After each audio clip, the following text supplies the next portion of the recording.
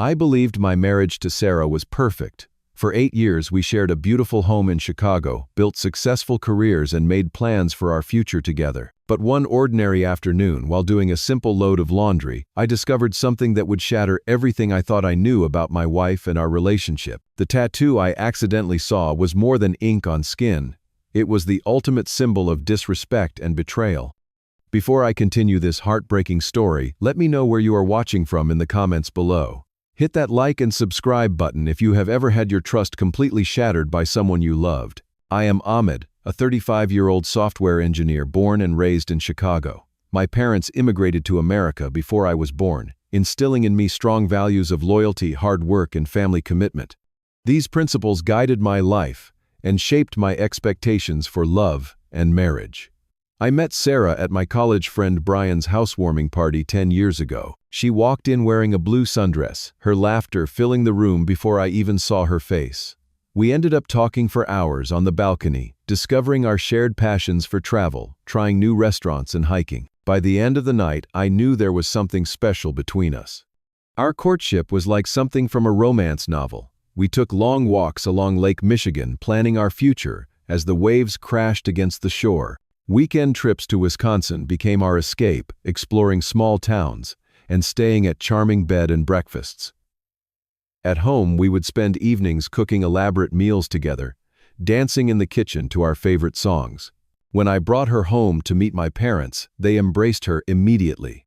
Her family welcomed me just as warmly at their Thanksgiving dinner. The day I proposed, I arranged a scavenger hunt throughout the city, visiting all the places that held special meaning in our relationship. The final clue led her to the spot on the lakeshore where we had our first kiss.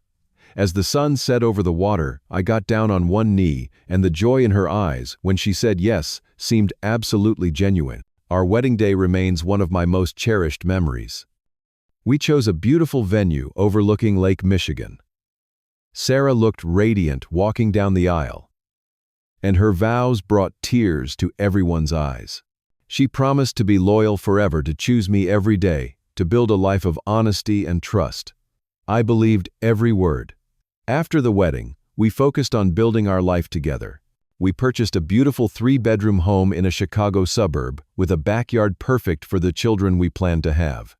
My career in software engineering was taking off, and Sarah was climbing the ranks at her marketing firm.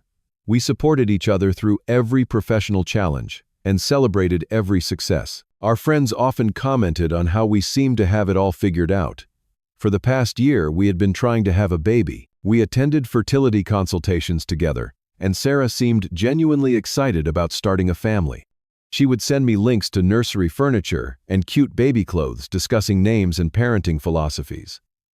I was ready to be a father, and I thought she was equally eager to be a mother. Our social circle considered us the perfect couple. We hosted dinner parties where Sarah would prepare amazing meals while I mixed cocktails for our guests. Game nights at our house became a monthly tradition among our friends. People would often tell us they envied our relationship, how we still looked at each other with such love after years together. Just 2 months before everything fell apart, we celebrated our anniversary with a weekend getaway to a luxury cabin in Michigan. Sarah arranged the whole trip, surprising me with tickets to a basketball game and reservations at an exclusive restaurant.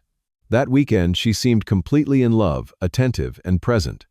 We talked about our hopes for the next year, including finally becoming parents. How could someone fake such intimacy? That question would haunt me later. Looking back, there were subtle signs I chose to ignore. Sarah started coming home later from work, explaining she had important projects requiring overtime.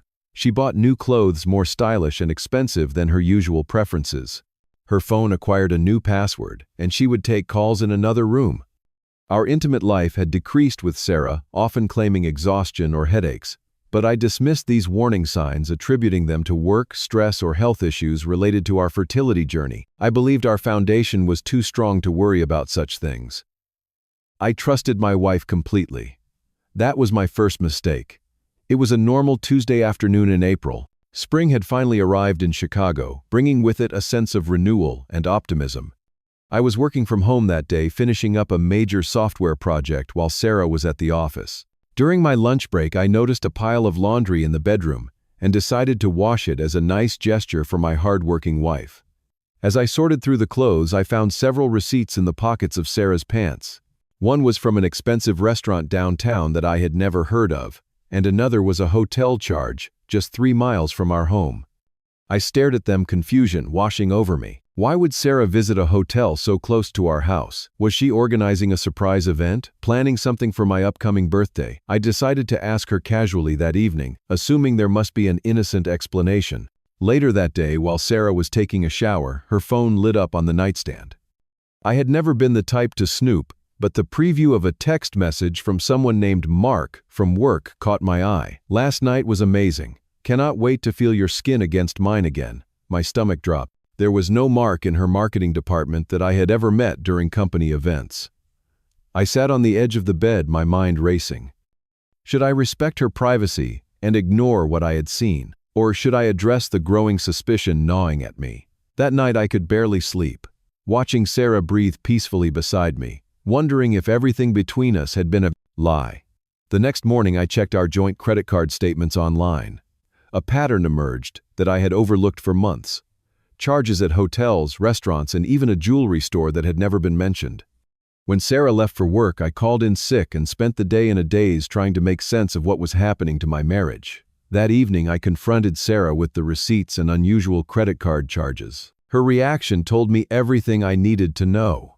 Instead of the confusion or explanation, I expected her face hardened, and she became immediately defensive. "Are you spying on me now?" she snapped, snatching the receipts from my hand. "Those were work events, client meetings. I cannot believe you do not trust me after all these years." Her explanation for the hotel was that she had arranged a special room for an important client who was visiting from out of town. The restaurants were business dinners that ran late, so she did not bother mentioning them. Every question I asked was met with increasing irritation and implausible answers. We ended that night in an uneasy truce. Sarah promised there was nothing to worry about, that she had been under tremendous stress at work. She kissed me and said she loved me, and I desperately wanted to believe her. But the seed of doubt had been planted, and I could not uproot it. A week later, after more suspicious behavior and inconsistent explanations, I made a decision I never thought I would make. I hired a private investigator. The guilt was overwhelming. What kind of husband spies on his wife? But I needed to know the truth, whatever it might be. 3 days later, the investigator called me to his office. With a sympathetic expression, he laid out dozens of photos on his desk. Sarah entering hotels with a tall, dark-haired man, the two of them holding hands in a park far from her office, kissing in a car, dining at intimate restaurants. The man was not Mark, but Jake, a colleague from another department whom I had met several times at company functions. I had even invited him to our home for a holiday party the previous December. The evidence was irrefutable, but somehow I still needed to hear it from Sarah. I needed to understand how and why our marriage had become a sham. I kept the investigation to myself, observing Sarah more carefully in the following days. I noticed she had started taking unusually long showers, emerging with pink skin, as if she had been scrubbing intensely. When I asked about it, she claimed she had started a new skincare routine, another lie to add to the growing pile. Then came the morning that changed everything. I had an early video conference call that finished sooner than expected. Hearing the shower running, I needed to grab my razor from the bathroom. I knocked lightly and, hearing no response over the water, opened the door. Sarah was standing in front of the mirror, the shower running but unused. She was examining something on her hip, partially covered by a bandage. When she saw me, she panicked, grabbing a towel to cover herself. "What are you doing? Get out," she shouted, her voice tinged with fear rather than anger. "What is that on your side?" I asked, stepping closer. "Are you hurt?" "It is nothing. Just a rash," she said, but her eyes darted nervously. In her haste to push me out of the bathroom, the bandage came loose and fell to the floor. And there it was, the evidence more damning than any photograph. A fresh tattoo on her hip, the initials JM, inside a heart with the words "Forever Yours" inscribed beneath it. Jake Miller. Her lover had branded my wife, and she had willingly let him. The room seemed to spin around me. This was not just a physical affair. This was a declaration, a commitment, a level of emotional betrayal I could never have imagined. The permanence of the tattoo seemed to mock our marriage vows, those promises of forever that now meant nothing. "How could you?" I whispered, my voice barely audible. Caught in the undeniable evidence, Sarah finally broke down. The affair had been going on for 18 months. She had fallen in love with Jake. The tattoo had been his idea, a symbol of their bond and future together. They had been planning for her to leave me eventually, but were waiting for the right time. "He understands me in ways you never have," she said, words cutting through me like knives. "Our connection is deeper, more passionate. I was going to tell you after your big project was finished." Her revelation about Jake was another blow. I had met him several times, shaken his hand, welcomed him into our home. They had probably shared private jokes at my expense, laughed about how oblivious I was while they carried on their affair right under my nose. But the final devastating truth emerged when I asked about our plans for a family. With tears streaming down her face, Sarah admitted she had been secretly taking birth control pills all along. Our fertility struggles had been partially fabricated. She did not want to have my child while in love with another man. In that moment, standing in our bathroom with the evidence of her betrayal permanently etched into her skin, I realized our marriage had been dead long before I discovered the truth. I had been living with a stranger wearing my wife's face. I walked out of our house in a daze, unable to breathe, feeling as if my chest might explode. I drove aimlessly around the city for hours, eventually ending up at my friend Derek's apartment. Through tears and broken sentences, I explained what had happened. Derek, who had been through a divorce himself, offered me his guest room for as long as I needed. Over the next few days, Sarah's tactics became clear. She would call me in tears, apologizing profusely, claiming the tattoo had been a terrible mistake made while drunk. Hours later, she would shift blame to me, saying I had been emotionally unavailable, too focused on work, and that she had been lonely. Then back to begging for another chance, promising to remove the tattoo and cut all contact with Jake. I returned home briefly to collect some clothes and personal items. The house that had once felt like a sanctuary now seemed like a museum of lies. Family photos mocked me from the walls. The bed we had shared felt contaminated. Even the coffee mug she had given me for Christmas, inscribed with my forever love, seemed like a cruel joke. As I packed a suitcase, Sarah followed me around the house, alternating between tears and anger. "It was just a stupid mistake," she kept saying. "The tattoo does not mean anything. I can get it removed." But we both knew that was not true. You do not permanently mark your body for someone on a whim. The tattoo was merely the physical manifestation of a choice she had been making every day for 18 months. That night alone in Derek's guest room, I found myself staring at our wedding photo. Sarah's smile, which I had always thought was filled with love, now seemed inscrutable. Had she ever truly loved me, or had I simply been convenient, stable, a stepping stone to the life she wanted, until something better came along? The next morning brought clarity. I could not continue in a marriage built on such fundamental betrayal. The tattoo was not just about infidelity. It was about profound disrespect. It was about Sarah and Jake laughing at me, behind my back, making permanent declarations of their relationship, while I remained blind to the truth. I contacted a divorce attorney recommended by a colleague. He explained Illinois divorce laws, the process of property division, and what to expect in the coming months. When Sarah was served with divorce papers at her office, her shock quickly turned to rage. She had not expected me to actually leave. In her mind, I would forgive her eventually, as I had always been the understanding, accommodating husband. Our friends and family inevitably took sides. Some mutual friends, uncomfortable with choosing, drifted away entirely. My parents and siblings rallied around me, providing emotional support and practical help. Sarah's family, initially apologetic, began to repeat her narrative that I had somehow driven her to infidelity by being emotionally distant. A week after moving out, Sarah appeared at Derek's apartment, tearfully promising to remove the tattoo immediately. She had already scheduled an appointment for laser removal. She would attend marriage counseling, cut all contact with Jake, even change jobs if necessary. She would do anything to save our marriage. For a brief moment, I found myself wavering. 8 years of marriage is not easily discarded. But then I remembered the tattoo, the ultimate symbol of betrayal. Even if removed, the scar would remain just like the scar on our relationship. Some betrayals are simply too profound to overcome. The tattoo is permanent, I told her. Even if you remove it, the fact that you chose to do it remains. You made your choice. Now I am making mine. 2 weeks after discovering the tattoo, I unexpectedly ran into Jake at a grocery store. He had the audacity to look me in the eye, a slight smirk playing at the corners of his mouth. My fists clenched involuntarily, but I refused to give him the satisfaction of seeing me lose control. She will do the same to you eventually, I said quietly before walking away with my dignity intact. The process of financial disentanglement proved complex.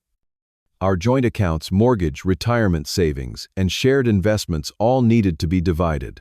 Sarah attempted to claim more than her fair share, citing emotional distress and career sacrifices she had supposedly made for our marriage. During mediation sessions, she would alternate between tears and cold calculation, trying every angle to maximize her payout. I remained firm in my principles, guided by my attorney's advice. Despite the emotional toll, I refused to be manipulated any further. The divorce terms were eventually settled with an equitable split of assets and me keeping the house after paying Sarah her portion of the equity. The final meeting at my lawyer's office was surreal. Sitting across from Sarah, signing papers that officially ended our marriage, I felt strangely calm. She made one last emotional appeal, touching my hand across the table. "We could still try again," she whispered. "People overcome worse." I gently removed my hand from hers and continued signing. Later that day, I took off my wedding ring for the last time, placing it in a small wooden box. Not as a keepsake, but as a reminder of a chapter closed. The weight lifted from my shoulders was almost physical, as if I had been carrying a burden I had not fully recognized until it was gone. The first few months after the divorce were the darkest of my life. I struggled with depression, questioning my worth and judgment. How had I failed to see the signs? What was wrong with me that my wife had sought love elsewhere? The questions circled endlessly in my mind, robbing me of sleep and peace. I began seeing a therapist who specialized in betrayal trauma. Dr. Patel helped me understand that Sarah's choices reflected her character, not my worth. "Faithful people do not cheat because of their partner's shortcomings," she explained. "They communicate, seek counseling, or leave honestly. Infidelity is a choice that reveals character." Those words became a lifeline as I began the slow process of rebuilding my sense of self. I reconnected with hobbies I had neglected during my marriage. I had always loved photography, but had set it aside as work and marriage took precedence. Now I spent weekends exploring Chicago with my camera, rediscovering the city through a new lens. I joined a hiking group, finding solace in nature, and gradually forming new friendships with people who knew me only as I was now, not as half of a failed marriage. I took cooking classes, learning to prepare meals for one without feeling pathetic. Weekend road trips to neighboring states became my therapy, the open road offering perspective that my empty house could not. My support system proved invaluable during this period. Derek remained a steadfast friend, always available for late-night talks or impromptu basketball games when my thoughts became too loud. My sister Aisha called daily from Boston, her unwavering belief in me a constant reassurance. My parents, though heartbroken about the divorce, respected my decision and never pressured me to reconcile. At work, I channeled my pain into productivity, taking on challenging projects that required total concentration. My boss noticed the quality of my work and offered me a promotion that would involve some travel. I accepted, eagerly grateful for the opportunity to occasionally escape the memories that Chicago held. 6 months after the divorce, I made the decision to sell our house. Walking through the empty rooms during the final inspection, I realized how necessary this step was for my healing. Every corner held memories of a life built on illusions. The kitchen where we had cooked together, the living room where we had entertained friends, the bedroom where she had lied beside me night after night, all needed to be left behind.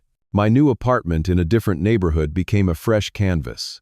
I furnished it with items that reflected only my taste, creating a space that felt authentically mine. No painful memories lurked in these rooms, no echoes of betrayal in the walls. It was smaller than our house, but felt infinitely more peaceful. A year after the discovery of the tattoo, my therapist suggested I might be ready to consider dating again. The thought terrified me. How could I ever trust anyone after what Sarah had done? But Dr. Patel gently challenged me to not let one person's betrayal determine my future. My first date after divorce was awkward but surprisingly healing. Jessica was a graphic designer I met through a mutual friend. Over dinner, I found myself able to laugh genuinely for the first time in months. Though no romantic connection developed, the evening showed me that life continued beyond betrayal. That connection was still possible. The most difficult aspect of healing was finding forgiveness, not for Sarah's sake, but for my own. Carrying anger and resentment was exhausting, a constant weight that prevented true forward movement. Gradually, I learned to release these emotions, not because what she did was acceptable, but because my peace was more valuable than my pain. 13 months after our divorce, I unexpectedly saw Sarah and Jake at a restaurant across town. She had altered the tattoo, I noticed, as she reached for her water glass. The heart was now incorporated into a larger design, but anyone looking closely could still see the original outline. Our eyes met briefly across the room, and to my surprise I felt nothing. No anger, no pain, just a dull recognition of someone I once knew. That moment was profoundly liberating. I realized how far I had come in my healing journey. The woman who had once been the center of my world now seemed like a character from a book I had read long ago. The power she had held over my emotions had dissipated entirely. 2 years after the divorce, while cleaning out some old files, I found a letter Sarah had mailed to my office shortly after our divorce was finalized. I had never opened it too raw at the time to read whatever justifications or accusations it might contain. Now I felt strong enough to face her words. The letter contained something I never expected: genuine remorse. Sarah acknowledged the selfishness of her actions, the cruelty of the tattoo, and the damage she had caused. She did not ask for forgiveness or reconciliation, simply expressed regret for hurting someone who had loved her sincerely. I folded the letter and put it away, neither dwelling on it nor discarding it. It was part of my story, but no longer defined my present or future. I wished her well in the most abstract sense, but maintained the distance that had become my protection. Today, 3 years after discovering the tattoo that ended my marriage, I can honestly say I am grateful for the painful awakening it provided. My career has thrived. I have formed deep friendships based on genuine connection, and I have even found love again with someone who values honesty and transparency as much as I do. The man I am now is stronger, wiser, and more authentic than the husband who once believed in a perfect marriage. I have learned that self-respect must come before love for others, that boundaries are expressions of self-care, and that trust is precious currency that should be earned, not blindly given. Have you ever had to make a difficult decision to protect your self-respect? Share your experience in the comments below. If this story resonated with you, please like, subscribe, and share it with someone who might be struggling with betrayal. Remember, sometimes the most painful endings lead to the most beautiful beginnings. Thank you for listening to my journey.